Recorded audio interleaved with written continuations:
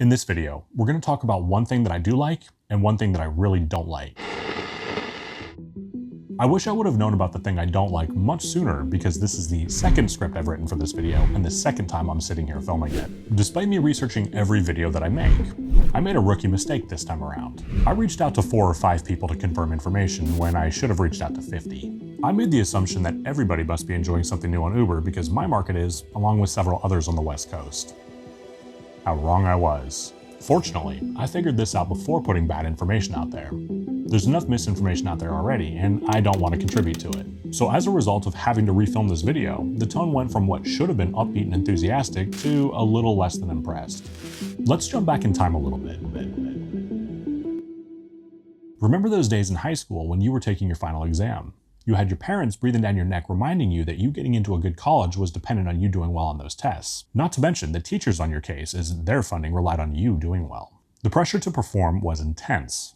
I want you to imagine this. All of the students file into the exam room only to be told that the students who sat on the left are going to take an open book test, while those on the right don't have the same luxury. And of course, you had the misfortune of sitting on the wrong side. So to summarize, the students on the left have basically been given the answer sheet, while the students on the right are left to figure it out all for themselves. Would this be fair? Of course not. Even with a good education and the ability to make a decent educated guess, you're not always going to get the answer right when you don't have all of the information available to you. Some of you might be thinking, well, that's all fine and well, Zach, but how does it relate to gig work? As drivers, we are all too familiar with making educated guesses about the offers that we accept. After all, the word transparency holds little, if any, weight in many markets throughout the country. While this is still a major problem, it's slowly becoming less of an issue, and as I said in the beginning of the video, that is what I like. It's progress. Over the last couple of years, we've seen legislation that have forced gig apps to be a little more transparent, but we've also seen Uber specifically being selectively transparent. A couple of months back, Uber stopped hiding tips in my market, and I assumed that this would be a short-lived win for the driver, as I assumed it was nothing more than an app glitch. My assumption was that this would be fixed within a couple of days. Out of curiosity, I reached out to a few other drivers on the West Coast to see what their experience was, and I was pretty surprised to learn that they are also seeing full payouts. Now, I have a bad habit of getting excited or worked up over something new and immediately going out and making a video. But this time, it was no different.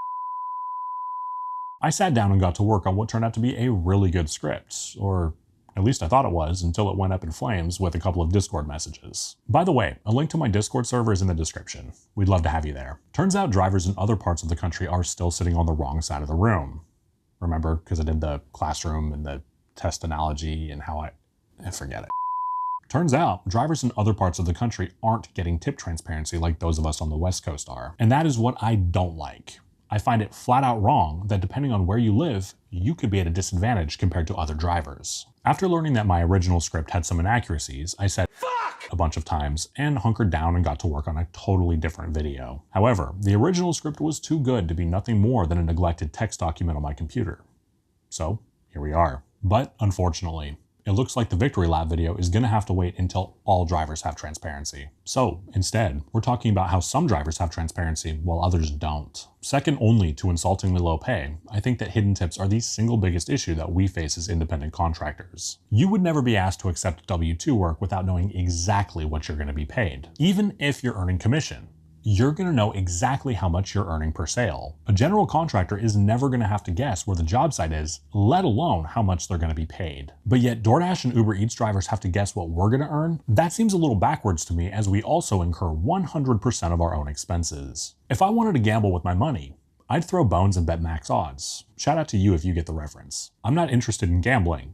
I'm interested in knowing exactly how much I'm going to get paid for the job that I'm agreeing to do. Now, I understand that DoorDash customers can now add tips after the delivery, and Uber Eats customers can still tip bait. But I think it's only right that we get the most accurate and up-to-date information that they have. After all, it's not their money, it's ours. Up until about 2 months ago, my market had a $3 base pay, and any tip above $8 would be hidden. For example, if the customer tipped $10, that offer is going to come through at $11 and not $13, because anything above an $8 tip would be hidden. More recently, this has become far more convoluted as Uber continues to mess with base pay.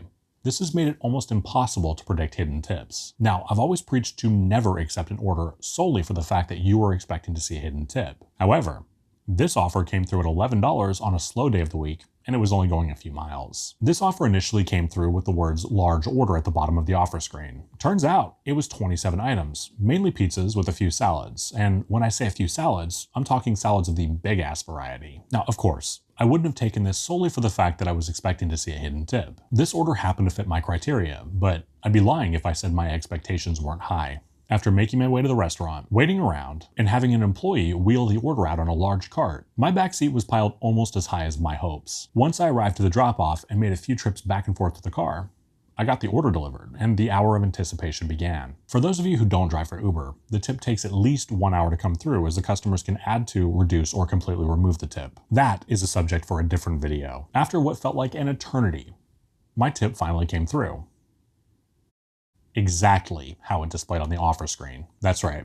They tipped $5 on an order worth over $400. That works out to 1.25%. I've heard many drivers say that medical offices are the cheapest, but until this experience, I didn't really have an opinion one way or the other. My point for telling you this is, had I had all of the information up front, I would have known exactly what I was getting myself into. Or, in this case, not getting myself into on the grounds that they're cheap. And my expectations wouldn't have been raised, only to have them dashed a couple of hours later by a bad customer who doesn't respect my time enough to tip adequately. And as for Dr. Don't Tip, the word's gotten around. Next time, go get it yourself. Uber's gone through a bit of an evolutionary process with how tips display to drivers. When I started driving for them a few years back, no tip information was displayed on the offer screen, which was obnoxious. The amount you saw was base pay and mileage only. This left drivers wondering if they were even going to see a tip after spending their own time and gas completing the order. Under the old method, more experienced drivers would frequently avoid fast food or lower-end restaurants, as those were typically the places that were known to have no-tip orders. The only problem with this is it would be even more infuriating to pick up $70 worth of food from a steakhouse and spend your own time and gas to get it delivered, only to find out after that the customer didn't respect your time enough to tip for it. About 2 years ago, Uber started showing upfront tips, or at least to an extent. Well, what do I mean by that? Just like DoorDash, Uber hides tips as well. You know the trip summary screen that shows your tip after you complete the delivery? You know, the screen that says that the customer added to your tip after the delivery was done. Well, that's almost never true. That tip probably existed to begin with, and Uber just hid part of it. So, what is the next step in Uber's evolutionary tip process? Well, they're not hiding tips anymore, at least in certain markets. In my market, we're now seeing the total payout every time. Let me know in the comments what you're seeing in your market. Now, this should be the single biggest win that I've covered on my channel, but I can't call it a win until every driver enjoys the same amount of transparency. I'm of the opinion that gig companies use status symbols and programs to divide drivers and distract us from what really matters. We spend so much time bickering amongst ourselves whether these goofy programs actually work that we lose sight of what really is important. Things such as a lack of transparency, unequal treatment of drivers, and the fact that most of these apps continue to pay us less and less. And while I have been guilty of this, the next time you're tempted to tell another driver that what they're doing doesn't work, just remember, these programs exist to divide and to distract us. Press that like button if you agree with me. But a lack of transparency doesn't only affect the driver. It affects the customer as well. There's a community in my market that perfectly illustrates how hidden tips also negatively impact the customers. This is Sudden Valley, and while it technically has a Bellingham address, it's way off the beaten path. Most orders going to this community would take me about an hour round trip to complete. Furthermore, there is zero chance of me bringing anything back with me. I've only ever delivered to Sudden Valley on Grubhub or on Uber if it's a double order. And there's a reason for that. Earlier in the video, I said that I don't like to gamble with my money. The fact that up until very recently Uber hid tips made accepting orders going to Sudden Valley a massive gamble. From my waiting place, Sudden Valley is only about 8 to 12 miles depending on where in the community you're going. However, due to steep, windy, narrow roads with low speed limits, it takes forever to get to and from this community. You're going to have to follow me down the rabbit hole on this one. No-tip Uber offers going to Sudden Valley generally come through at around $7. Now, let's assume that that customer tipped well because they know they live in the sticks and they're aware that it's going to take that driver a substantial amount of time to complete the order. For argument's sake,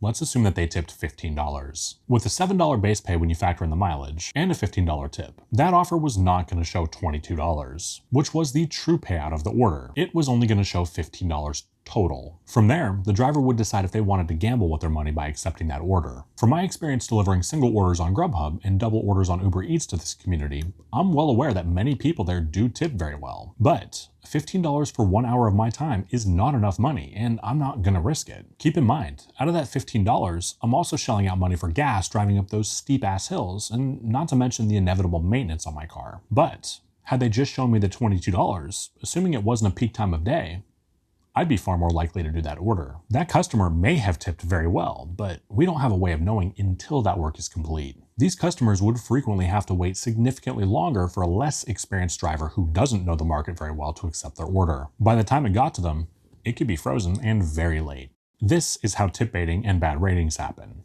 It's a vicious cycle. In a lot of cases, it's not the customer's fault that their order was ridiculously late. And it damn sure isn't the driver's fault for making wise financial decisions with the information they had on hand. It's Uber's fault for not giving the drivers all of the necessary information. In my opinion, hiding tips is a lose-lose for everybody involved. If you have Twitter, tweet Uber Eats publicly and ask them why they're screwing customers over by hiding their tips. Don't forget to ask them why some drivers are getting better treatment than you are. The tweet could look something like this. And yes, I really sent that to Uber. To wrap up the video, I'd like to leave you with this. Due to our independent contractor classification, we do not have the same rights and legal protections as employees, and that's fine. Most of us don't want to be employees. But if we all came together and started voicing our opinions loud and clear to anybody who will listen, we'd start seeing some positive changes. Uber is by far the best delivery app in my area to drive for, but I hate the fact that not all drivers are enjoying the same transparency that I am. With that said, it sure doesn't feel like a victory. At least not yet. Make your voices heard. If you haven't done so yet, please do consider pressing the like and subscribe button. If you enjoyed this video, you may also enjoy this video where I detail one of my friend and subscribers' experiences calling the police on a lying, scamming customer. Or you may enjoy this video where I go on an absolute tirade about tip baiting. My name is Zach. Take care.